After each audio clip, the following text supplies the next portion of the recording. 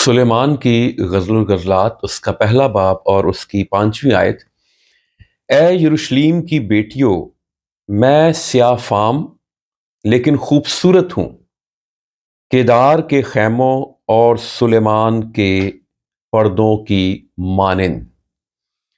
عزیزو، آج شام ہم غزل الغزلات کی کتاب میں سے دیکھیں گے۔ یہ کتاب سلیمان بادشاہ نے تحریر کی، اور سلیمان بادشاہ نے امثال کی کتاب بھی لکھی اور وائز کی کتاب بھی لکھی۔ اس کتاب میں جو 2 کردار ہیں وہ بہت نمایاں ہیں، جن میں سلیمان بادشاہ ہے اور شولمیت ہے، اور اس میں ان کی محبت کا تذکرہ پایا جاتا ہے۔ حقیقت میں یہ جو کتاب ہے یہ خدا اور بنی اسرائیل کے تعلق کو ظاہر کرتی ہے۔ جیسے خدا پرانے عہد نامہ میں کہتا ہے بنی اسرائیل کے حوالے سے کہ میں خالق تیرا شوہر ہوں، اور وہ بنی اسرائیل کو اپنی بیوی کہتا ہے۔ اور پھر اگر ہم نئے عہد نامہ میں آ جائیں تو یسوع مسیح ہمارا دلہا اور ہم یعنی کلیسیا اس کی دلہن ہیں۔ یہاں پر جو شولمیت ہے وہ یہ کہتی ہے کہ میں سیاہ فام ہوں، آئی ایم بلیک، میں خوبصورت ہوں، میں کالی ہوں، میں سیاہ فام ہوں، میں بلیک ہوں، لیکن میں خوبصورت ہوں۔ اور پھر آگے وہ 2 باتوں کا تذکرہ کرتی ہے، ایک تو وہ خیموں کا ذکر کرتی ہے اور دوسرا وہ پردوں کا ذکر کرتی ہے۔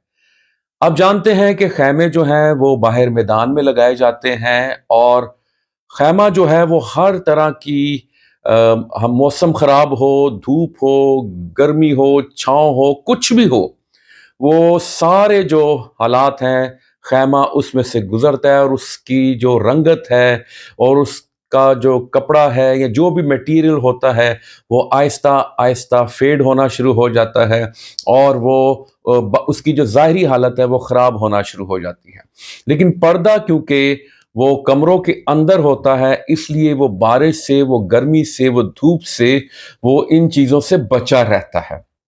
اب وہ اپنے آپ کو یہ کہہ رہی ہے کہ میں سیاہ فام ہوں، میرا جو ظاہر ہے پاکستان میں کام کرنے کی وجہ سے، مشقت کرنے کی وجہ سے، محنت کرنے کی وجہ سے، آئی ایم بلیک، میں بلیک ہوں، میں سیاہ فام ہوں، لیکن وہ کہتی ہے کہ میں خوبصورت ہوں، میرا اندر جو ہے، میرا باطن جو ہے وہ خوبصورت ہے۔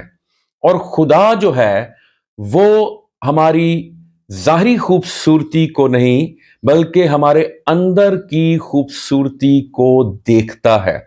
وہ ہمارے ظاہر کو نہیں بلکہ ہمارے باطن کو دیکھتا اور اس کے مطابق ہمیں برکت دیتا ہے۔ آپ کی شکل و صورت جیسی بھی ہے، آپ کا قد کاٹ جیسا بھی ہے، آپ کی کیا تعلیم ہے، آپ کا فیملی بیک گراؤنڈ کیا ہے، آپ کون ہیں، آپ کہاں سے آئے ہیں، آپ کالے ہیں، گورے ہیں، ان پڑھ ہیں، جاہل ہیں، چھوٹے ہیں، لمبے ہیں، جو بھی آپ ہیں، لیکن خدا آپ کے اندر کو، آپ کے باہر کو نہیں، آپ کے اندر کو دیکھ کے، آپ کے باطن کو دیکھ کے آپ کو برکت دیتا ہے۔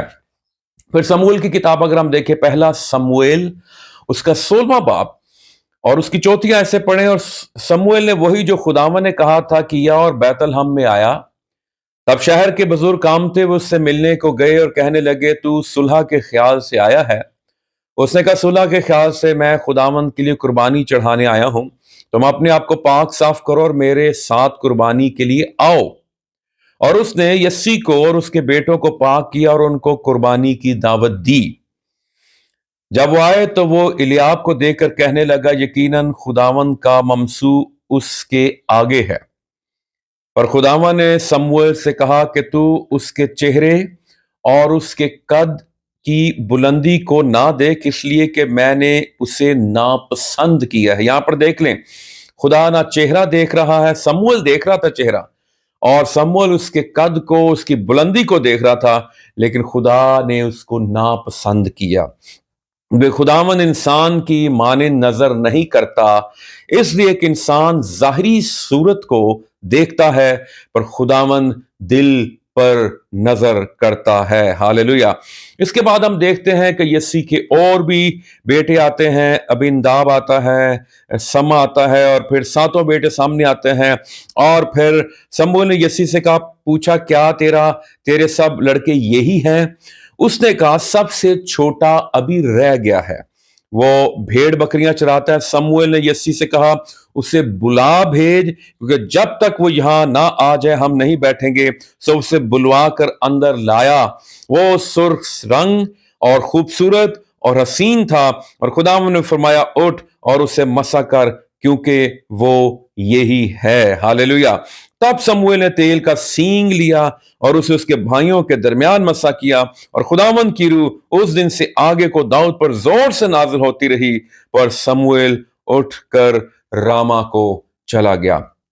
दाऊद का जो दिल था वो खुदा के साथ मिला हुआ था। दाऊद बियाबान में, जंगलों में, सहराओं में वो खुदावंद की हमद करता था। खुदावंद ने दाऊद ही के हवाले से कहा कि मेरे दिल के मुआफिक मुझे मिल गया है। हालेलुया। बड़े जो कदावर थे, बड़े जो खूबसूरत थे, वो रह गए, क्योंकि खुदा आपकी जाहिरी सूरत को नहीं, आपके अंदर की सूरत को देखता है। और फिर मत्ती की इंजील 23वें बाब की 25वें आयत से 28वें आयत पढ़ें तो यहाँ पे लिखा है, खुदावंद रियाकारों जो फकी फरीसियों पर अफसोस करते हैं और कहते हैं, रियाकारों, फकीहो और फरीसियों, तुम पर अफसोस के प्याले और रकाबी को ऊपर से साफ करते हो। देखिए, ऊपर से साफ करते हो, मगर वो अंदर लूट और ना परहेजगारी से भरे हैं। ए अंधे फरीसी, पहले प्याले और रकाबी को अंदर से साफ कर। तो खुदावंद यीशु मसीह क्या जोर दे रहे हैं? अंदर से साफ किया जाए बर्तन को, ताकि ऊपर से भी साफ हो जाएं। फिर 27वें आयत में लिखा है, ए रियाकारो, फकीहो और फरीसियो, तुम पर अफसोस कि तुम सफेदी फिरी हुई कब्रों की मानंद हो, जो ऊपर से तो खूबसूरत दिखाई देती हैं, मगर अंदर मुर्दों की हड्डियों और हर तरह की नजासत से भरी हैं। इसी तरह तुम भी जाहिर में तो लोगों को रास्तबाज दिखाई देते हो, मगर बातिन में रियाकारी और बेदीनी से भरे हो। हमने 3 हवाला जा देखे। शोलमीत के हवाले से वो कहती है, मैं स्याह फाम हूं लेकिन खूबसूरत हूं। जाहिर उसका जो था वो इतनी खूबसूरत नहीं थी, लेकिन अंदर उसका खूबसूरत था।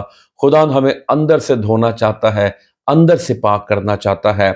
और फिर जो दाऊद का चुनाव होता है, दाऊद को जो मसा किया जाता है, वो भी उसके अंदर को देखा जाता है, क्योंकि खुदा के दिल के माफिक मिल गया। अब यहाँ पर यीशु मसीह ओपनली, खुल्लम खुला फकीहों और फरीसियों को मलामत कर रहे हैं, और ये कह रहे हैं कि अंदर अपने आप को, अपना जो अंदर है उससे पाक और साफ कर लो। तुमने जाहिरी तौर पर अपनी रास्तबाजी को जाहिर की है, ऊपर से दिखा रहे हो, लेकिन अंदर तुम्हारे कुछ भी नहीं है। खुदा हमें अपने आप को अंदर से धोने और अंदर से पाक करने की तौफीक अता फरमाए। खुदा आप सबको बरकत दे। आमीन।